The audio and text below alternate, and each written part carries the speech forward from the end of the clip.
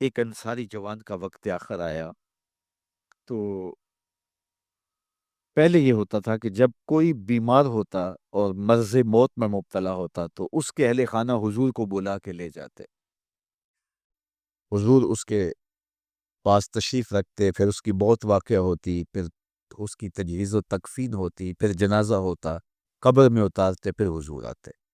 یہ ابتدائی دور کی بات ہے، لیکن جب حضور علیہ السلام کی مصروفیات بڑھنے لگیں تو لوگوں نے کہا کہ آپ تکلیف دیتے ہو حضور کو۔ صحابہ نے آپس میں طے کیا کہ جب کوئی شخص فوت ہو جائے تو پھر حضور کو بتانا چاہیے، تو پھر جب کوئی فوت ہو جاتا تو پھر حضور کو بتاتے، حضور ان کے ہاں تشریف لے جاتے۔ لیکن پھر اور زیادہ مصروفیت ہوئی تو کہا حضور کو جنازے کا بتانا چاہیے، پھر جنازے کا بتاتے، پھر اور کار نبوت کی عام ذمہ داریاں اور نظم پھیلتا چلا گیا تو پھر صحابہ نے آپس میں مل کے طے کیا کہ جنازے کا بھی نہیں بتائیں گے بلکہ جنازہ اٹھا کے حضور کی چوکھٹ پہ لے آئیں گے، اور پھر جنازہ اٹھا کے لے آتے۔ یہ باب البقیع سے باہر جو جگہ خالی پڑی اور جنت البقیع کے درمیان جو جگہ ہے، یہاں لا کے جنازہ رکھا جاتا ہو۔ حضور کے دور میں سارے جنازے یہاں ہوتے تھے، تو پھر جنازہ لایا جاتا، حضور سے عرض کیا جاتا اور حضور اجرت انور سے نکل کے جنازہ پڑھا دیتے۔ تو یہ ابتدا کی بات ہے، تو حضور پہلے ہی تشریف لے جاتے۔ تو وہ انصاری جوان کا وقت آخر تھا اور آقا کریم علیہ السلام اس کے سرحانے بیٹھے تھے، تو اسرائیل علیہ السلام روح قبض کرنے کے لیے آئے۔ روح جب قبض کرتا ہے ملک الموت تو وہ پاؤں کی جانب سے روح کو قبض کرنا شروع کرتا ہے۔ تو جب اس نے پاؤں سے اپنا کام کرنا شروع کیا تو حضور نے فرمایا اے اسرائیل ذرا نرمی کرنا، یہ میرا غلام ہے۔ تو اسرائیل نے جو جواب دیا، میرے والد گرامی جب یہ حدیث بیان کرتے تھے تو ان کے آنسو نہیں تھمتے تھے۔ تو اسرائیل نے جو جواب دیا وہ کیا تھا، کہہ رہے اے ننکا، حضور آپ کی آنکھیں ٹھنڈی ہو جائیں، حضور آپ کی آنکھیں ٹھنڈی ہو جائیں، صرف اس کے ساتھ نہیں، آپ کا جو بھی غلام ہوگا اس کے ساتھ نرمی کروں گا، اس کے ساتھ نرمی کروں گا۔ تو حضور کا رخ انور اس وقت اگر نصیب ہو جائے، اس وقت حضور کے چہرے کی زیارت نصیب ہو جائے تو مجھے بتائیے کہ پھر تو زندگی کی جستجو ہی کامیاب ہوگا۔ اللہ ہمیں حضور کی محبت عطا کرے اور ہمارے باطن کو ستھرائی دے دے۔ کاروبار بھی ہیں، بچے بھی ہیں، بچوں کے مسائل بھی ہیں، بچوں کے رشتوں کے معاملے بھی ہیں، اور بھی بہت سارے معاملات ہیں جو ہم سب کے ساتھ پیش ہوں گے، لیکن ہماری سب سے بڑی ترجیح یہاں بیٹھنے کی صرف اس کو راضی کرنا ہے۔ میرے مالک ہمیں ایسا کر دے کہ تو ہم پہ راضی ہو جائے، ہمارے باطن سے کر دے، ہمارے اندر کی غلاستیں دور کر دے، ہمارے اندر کی گندگیاں ختم کر دے، حسد سے، حقد سے، بغض سے، کینے سے، نفرتوں سے ہمارے من صاف کر دے، اور اللہ دین کا کوئی کام ہم سے لے لے۔ یہ دعا کیجئے گا، اللہ ہم سے ہماری استطاعت کے مطابق یہ مشت خاک کسی کام آ جائے، اس کا کوئی مقصد ہو، ساری زندگی یوں ہی جو ہے وہ گزر نہ جائے۔ وہ کیا کہا تھا اکبر الہ آبادی نے، کیا بتائیں احباب کیا کارنمایاں کر گئے، بی اے کیا، نوکر ہوئے، پینشن ملی اور مر گئے۔ یہ زندگی کا مقصد تو نہیں، یہ تو کام ایک چونٹی بھی کرتی ہے۔ صبح اپنی بل سے نکلتی ہے، رزق اکٹھا کرتی ہے، خود کھاتی ہے، بچوں کو کھلاتی ہے، موسم برسات کے لیے جمع کرتی ہے، کسی کو ذرا بھی نہیں دیتی۔ اور یہی کام انسان کا ہو، صبح کام پہ نکل گیا، شام آ گیا، سو گیا، چلا گیا، تو پھر کیا فائدہ؟ اشرف المخلوقات کا ہے۔ تو یہ دعا کریں اللہ اس مشت خاک سے کوئی کام لے لے اپنے دین کے لیے، ہم مقصد کی زندگی گزاریں، با مقصد ہماری حیات مستعار ہو، اور وہ با مقصد تبھی ہو سکتی ہے کہ اللہ رسول کی راہوں پہ گزاروں میں انسانیت کی خدمت کریں۔ سب سے بڑی خدمت انسانیت کی انسانی ہدایت کے لیے کوشش ہے۔ انسان کی سب سے بڑی ضرورت ہدایت ہے، تو انسانی ہدایت کے لیے کوشش یہ سب سے بڑی انسانیت کی خدمت ہے۔ اللہ ہمیں توفیق دے، اپنی پناہوں میں رکھے۔ نماز پڑھ رہا تھا کوئی شخص تو مجنوں آگے سے گزرا، تو نمازی نے نماز توڑ کے اس کے منہ پہ تھپڑ مارا۔ تمہیں پتہ نہیں نمازی کے آگے سے نہیں گزرتے؟ اور اس نے کہا میں دیکھا نہیں، میں نے دیکھا نہیں، میں ایک عورت کی محبت میں ایسا گرفتار تھا کہ مجھے ہوش نہیں رہا، لیکن افسوس تم پر، تم رب کی محبت میں مجھے دیکھ رہے تھے۔ ایک ماڈل مسلمان کیسا ہونا چاہیے؟ جب رب کے حضور کھڑا ہے تو دنیا کی خبر ہی نہیں ہے۔ سیدنا علی المرتضیٰ کے بدن میں تیر پیوست ہو جاتا ہے، نماز میں کھڑے ہوتے ہیں تو یوں تیر نکال لیا جاتا ہے، آپ کو بعد میں پتا چلتا ہے کہ میرے بدن سے تیر نکالا گیا ہے۔ یہ ہے عبادت میں خشوع، جب اس کے ہو گئے، محویت کا یہ عالم ہے کہ اسی کے ہو گئے، کسی غیر کی طرف خیال بھی نہیں گیا، کسی اور کی طرف دیکھیں کیوں، کسی اور کی طرف تکیں کیوں، جب نظارے اس کے ہیں نگاہوں میں، جب خیال اس کے ہیں۔ نماز ہے تو معویت، اپنی عصمت کا جوہر ہے تو اس کے گرد پہرے بٹھائے ہیں، مجال ہے کہ عصمت کے جوہر کو داغ بھی لگنے پائے، مجال ہے کہ خیال بھٹکنے بھی پائے، سوچوں میں آوارگی آنے پائے۔ یہ خیال جب جمع ہوا ہے کہ میرا اللہ مجھے دیکھ رہا ہے، پھر بند کوٹڑی میں بھی جرم نہیں ہوتا۔ آپ نہیں دیکھتے کہ سارے دروازے بند کر کے بت کے اوپر موٹا کھیس ڈال کے زلیخا بولتی ہے تلک یوسف آ جاؤ نا، اب تو کوئی نہیں دیکھ رہا، کالا معاذ اللہ۔ جناب یوسف کہتے ہیں میں اللہ کی پناہ میں آتا ہوں، تو اس بے نور آنکھیں رکھنے والے اس پتھر کے مادو سے بھی حیا کرتی ہے، اس سے بھی پردہ کر لیا، جس کی بے نور پتھریلی آنکھیں دیکھتی بھی نہیں ہیں، تو میں اس سے حیا نہ کروں جو ساتویں کوٹڑی میں بھی دیکھتا ہے۔ اللہ اکبر، اتنی روشنی برستی ہے کہ گناہ کا تصور ہی محال ہو جاتا ہے۔ اور جناب یوسف کو پتا ہے کہ ساتوں دروازے بند ہیں اور تالے چڑھے ہوئے ہیں، لیکن اللہ کے یقین پہ حضرت یوسف دوڑتے ہیں، اللہ تالے پگھلا دیتا ہے، دروازے کھلنے لگتے ہیں، قفل گرنے لگتے ہیں۔ جب کوئی اس کا ہو جائے تو کوئی قفل، کوئی راستے کی بندش اس کا راستہ نہیں روک سکتی۔ اللہ بند مکفل راہیں بھی کشادہ کر دیتا، اس کے ہو کے تو دیکھو، اس کے بن کے تو دیکھو، تو اس کے جب تم بنو گے تو پھر سرخروئی تمہیں ملے گی۔ نماز کے بغیر جو اپنی زندگی گزارتے ہیں، ان کی زندگی میں سوائے ٹینشن اور دکھ کے ہو کیا سکتا ہے؟ خشوع کے ساتھ نماز کرنا سیکھو، نماز پڑھنے کے بعد آپ ہلکے پھلکے پاؤ گے اپنے آپ کو، رکت کے ساتھ اللہ کے حضور گڑ گڑاتے ہوئے سجدے کرو، اس کا اپنا سرور پاؤ گے۔ اللہ اکبر۔ لیکن ایک بندہ کہے کہ جناب میں نماز پڑھتا ہوں لیکن ایسی کیفیت تو پیدا نہیں ہوتی، تو شیطان اس کو کہتا ہے کیا فائدہ ایسی نماز پڑھنے کا؟ لوگ بھی کہتے ہیں فلاں بندے سے یہ جرم بھی سرزد ہوتا ہے، نماز بھی پڑھتا ہے، اس کی نماز کو مورد الزام بناتے ہیں، تو بندہ بھی کہتا ہے چھوڑے، نماز نے مجھے کیا فائدہ دیا ہے؟ لیکن کہا نہیں، نماز نہیں چھوڑنی۔ پہلے فرمایا نماز میں خشوع کرتے ہیں، یہاں فرمایا نماز کی محافظت کرتے ہیں، اگر کسی وجہ سے خشوع پیدا نہیں ہوتا چھوڑتے پھر بھی نہیں ہے، یہ اللہ کا فریضہ ہے۔ محدث کچھوچوی علیہ رحمہ سے ان کے ایک مرید نے کہا حضرت نماز پڑھتا ہوں لطف نہیں آتا، مزہ نہیں آتا، تو آپ نے حیرت سے کہا کہ اس کے باوجود پڑھتے تو ہو؟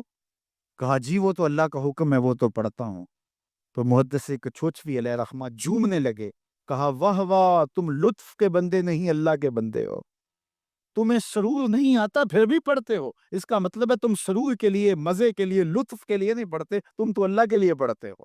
اللہ اکبر۔ تو بندہ سرور نہیں بھی آ رہا پھر بھی اپنے آپ کو کھینچ کے لا رہا ہے مسجد کے اندر، خیال تنگ کر رہے ہیں پھر بھی مصلی پہ اپنے آپ کو کھڑا کر رہا ہے، سوچے اس کو آوارہ پتے کی طرح کبھی ادھر پھینکتی ہے کبھی ادھر پھینکتی ہیں، لیکن پھر بھی وہ کھڑا ہوا ہے کہ میں نماز پوری کر کے جانی ہے، بار بار کبھی بھولتا ہے لیکن پھر دوبارہ نیت مان کے کھڑا ہو جاتا ہے، نہیں میں پوری کر کے جانی ہے۔ یہ کیوں کرتا ہے؟ میرے اللہ کا حکم ہے۔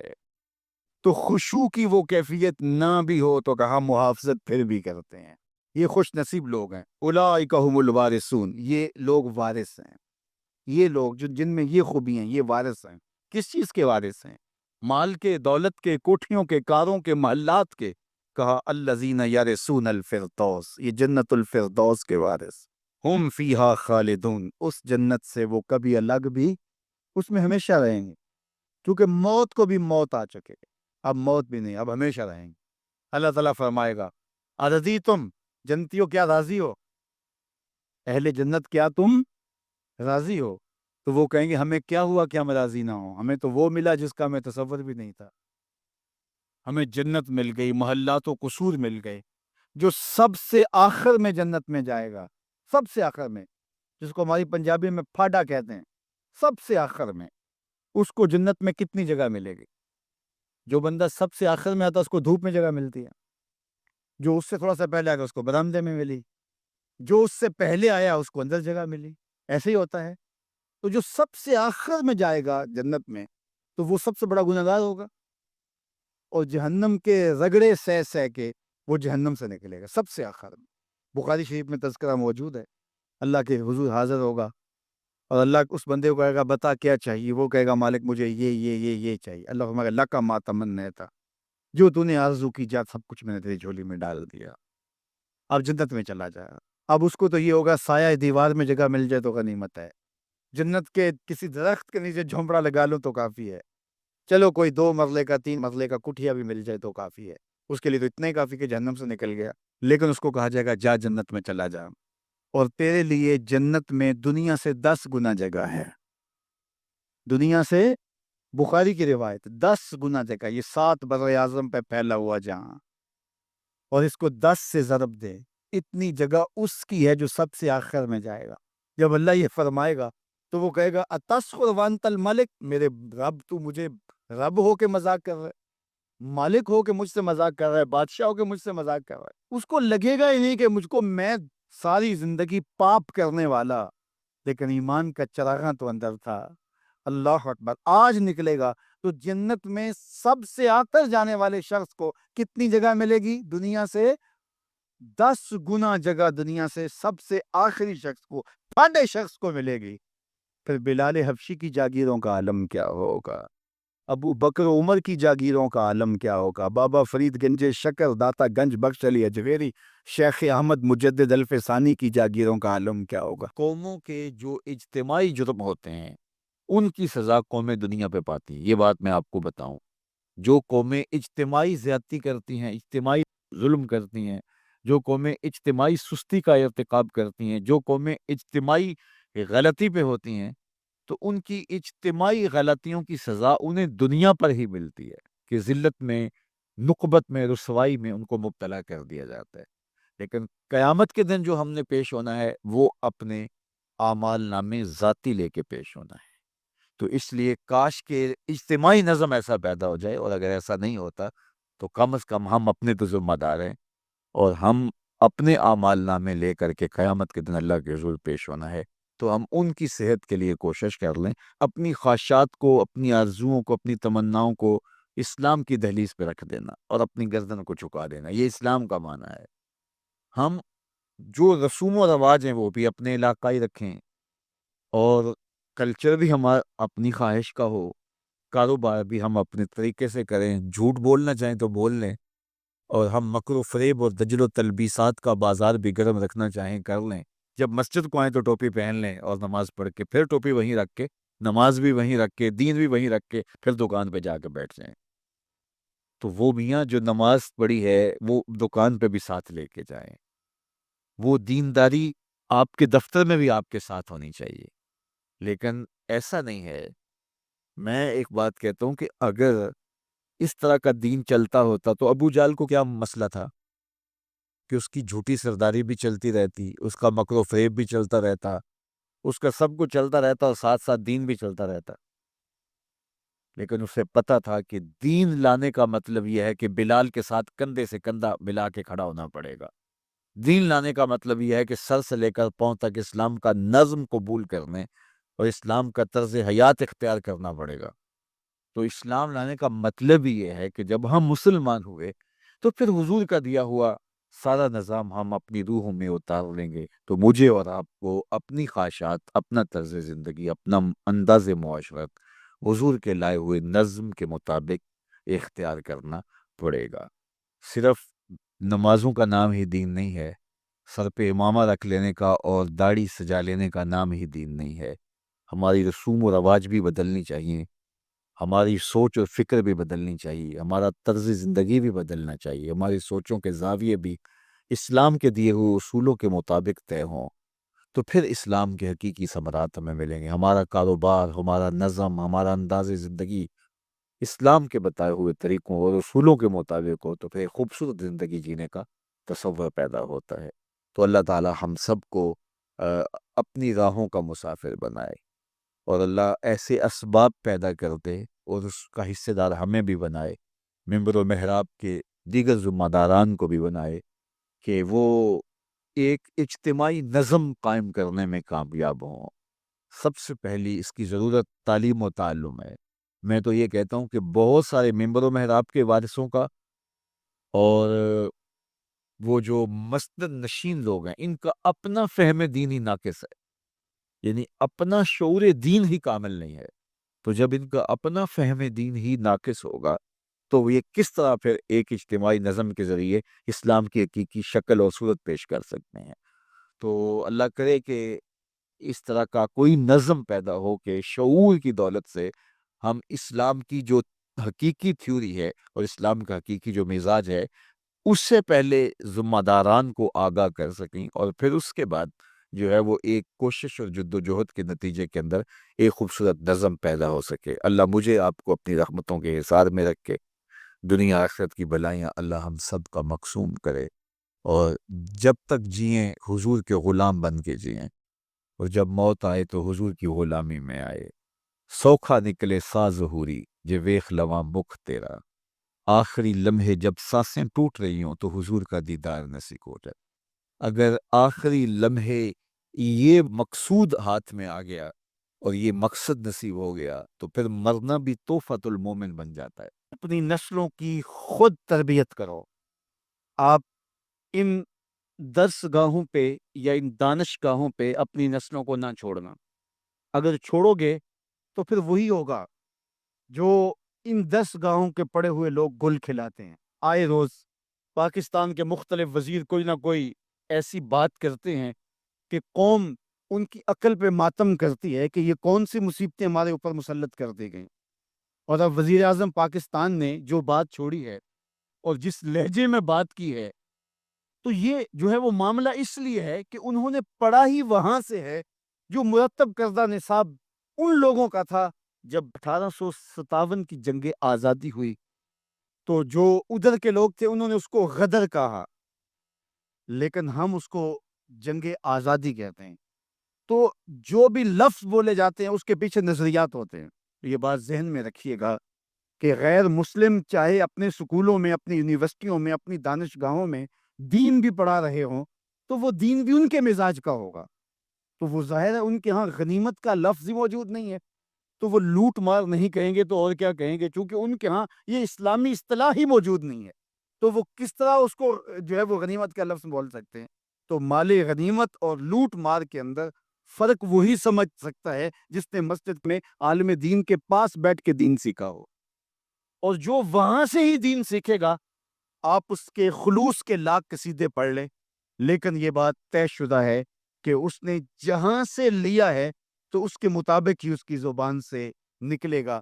اقبال نے جو لیڈر کی خوبیاں بیان کی، یہ خوبیاں ہونی چاہیے: چے باید مردرا تبے بلندے مشرب نابے دلے گرمے نگاہ پاک بینے جانے بے تابے۔ یہ 5 چیزیں ہیں، ان میں سے دوسری چیز مشرب نابے، اس نے جہاں سے پانی پیا ہے، جہاں سے اس نے غذا لی ہے، جس گھاٹ سے اس نے اپنی غذا لی ہے، وہ مشرب پاکیزہ ہونا چاہیے۔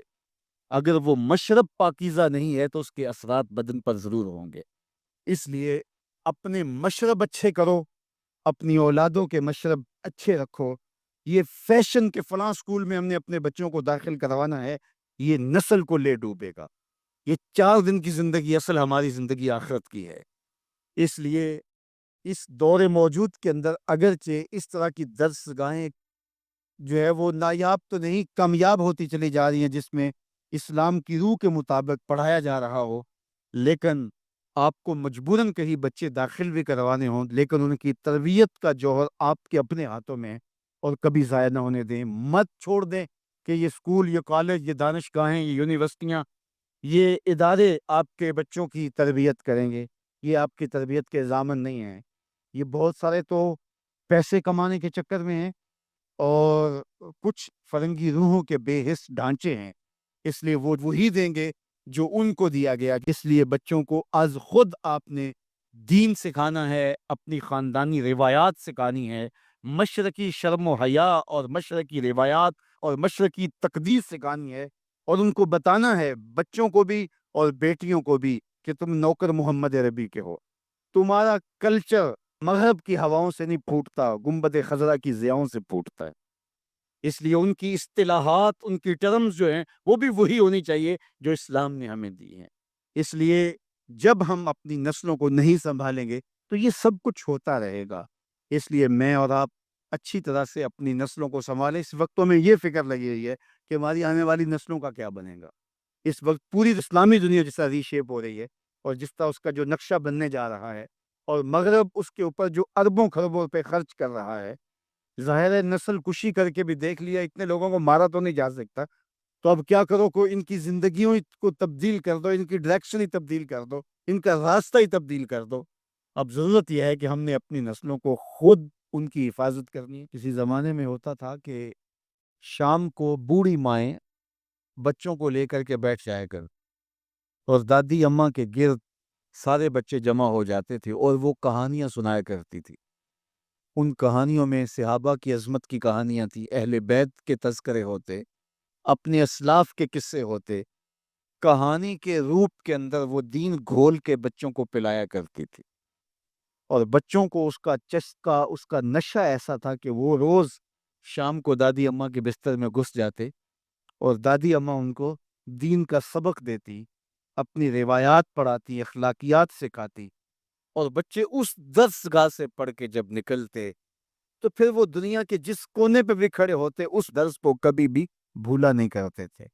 جب سے دادی اماں کا بستر اجڑ گیا ہے، جب سے یہ کلچر دم توڑ گیا ہے اور بچوں کے اوپر اتنی کتابیں لاد دی گئی ہیں کہ انہیں فرصت ہی نہیں ملتی، اور جو باقی وقت بچتا ہے وہ ان کا سکرین کے آگے گزرنے لگا ہے، تو پھر دادی اماں کا بستر ویران ہوا اور بچوں نے وہاں سے جو سیکھنا ہے اس درس گاہ میں جس کے استاد فرنگی روحوں کے بے حس ڈھانچے ہیں، جو انہوں نے سکھانا ہے، تو پھر نتیجہ کیا ہوگا کہ بچہ جو فکر لے کر اور جو طرز زندگی لے کر اٹھے گا تو وہ کبھی بھی اس مزاج سے میل نہیں کھائے گی جو کہ ہمارے اسلاف کا طریقہ تھا، ہمارے اسلاف کا دیا ہوا مزاج تھا. آج ماڈرن اسلام کی بات کی جاتی ہے، جدیدیت کے قصیدے پڑھے جاتے ہیں اور جو اسلام کی روح سے نا آشنا لوگ ہیں وہ جھومنے لگتے ہیں. شاید یہ جدیدیت ہمارے لیے کوئی نجات دہندہ ہو،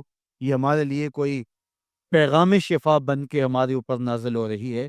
یہ جدیدیت، یہ اسلام کا مزاج نہیں ہے. اسلام وہی ہے جو 14 صدیاں قبل صفہ کے چبوترے پہ بیٹھ کے رسول اللہ نے صحابہ کو پڑھایا.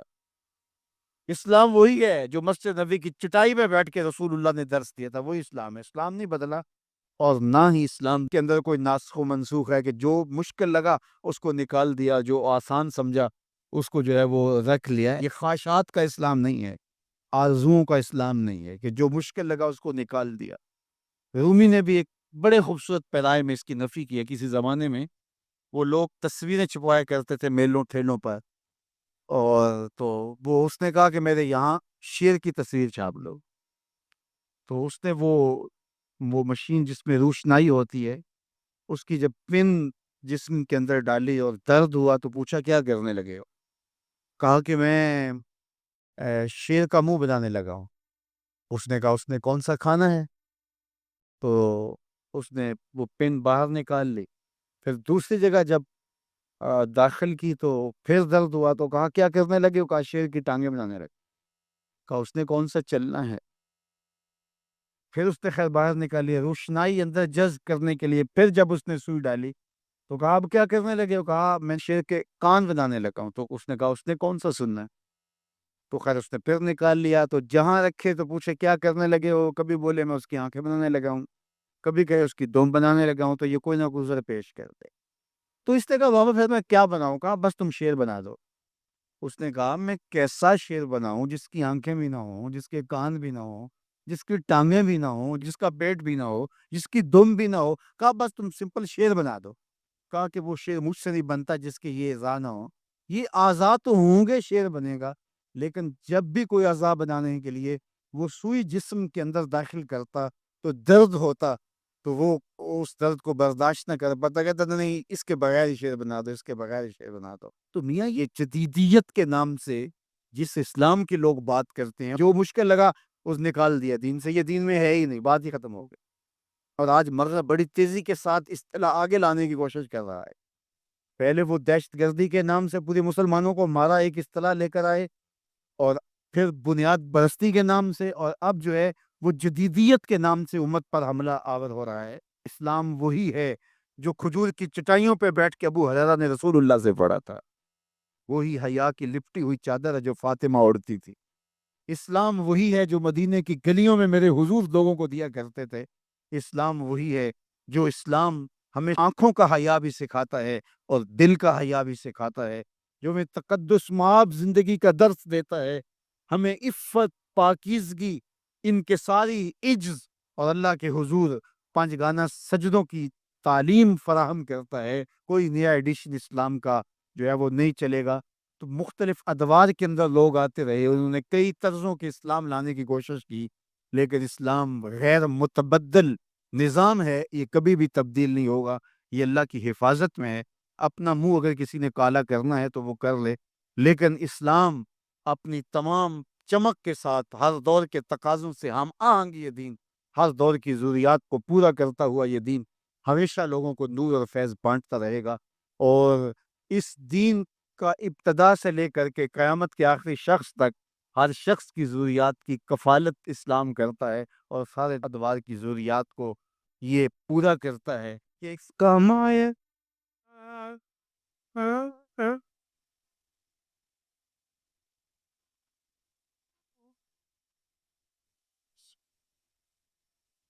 نام بھج مسیح وڑے نہ تسباتا، وہ پیچھے سے چپکے سے جا کے اس کی آنکھوں پہ ہاتھ رکھ لیتے، اور پھر وہ بولتا ہے کہ کون ہے، اور آپ یہ دیکھنا چاہتے ہیں کہ میرا نام کس نمبر پہ آتا ہے۔ بات تو کرتا ہے کہ جناب تجھے ہی یاد رکھتا ہوں، تو آج میں نے ہاتھ رکھے ہیں تو ظاہر اپنے قریبی دوستوں کا نام لے گا، تو میں کس نمبر پہ آتا ہوں؟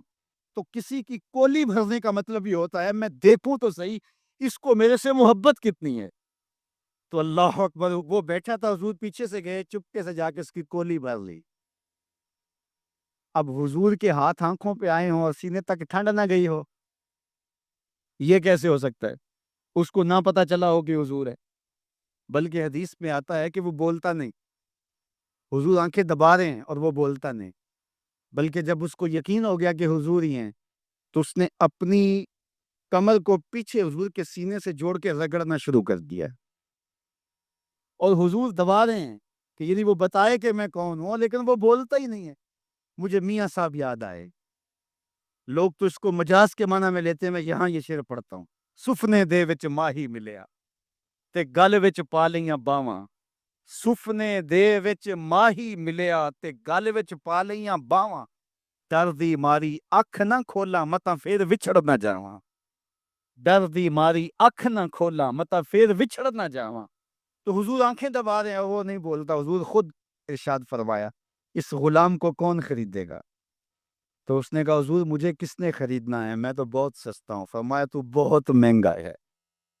اللہ اکبر، تو اللہ کے ہاں بہت مہنگا ہے۔ تو حضور یوں بھی پیار کیا کرتے۔ تو نام کوئی اور تھا، حضور نے لاٹ سے کہا ذوالیدین، او دو ہاتھوں والے، نام ہی دو ہاتھوں والا پڑ گیا۔ ایک دن کسی نے حضرت ذوالیدین سے پوچھا کہ یہ تو حضور نے لاٹ سے کہا ذوالیدین، لوگوں نے بھی کہنا شروع کر دیا، نام تو تمہارا کوئی اور ہوگا، بتاؤ تمہارا اصل نام کیا تھا؟ حضرت ذوالیدین بولے میرا اصل نام وہی ہے جو حضور نے رکھ دیا ہے۔ ساری زندگی اپنا نام ہی نہیں بتائے، کہا میرا وہی نام ہے جو حضور نے رکھ دیا ہے۔ حضرت سفینہ رضی اللہ تعالیٰ عنہ، اللہ اکبر، سفینہ کس طرح ان کا نام پڑا؟ نام اس طرح پڑا کہ جب قافلہ چلتا تھا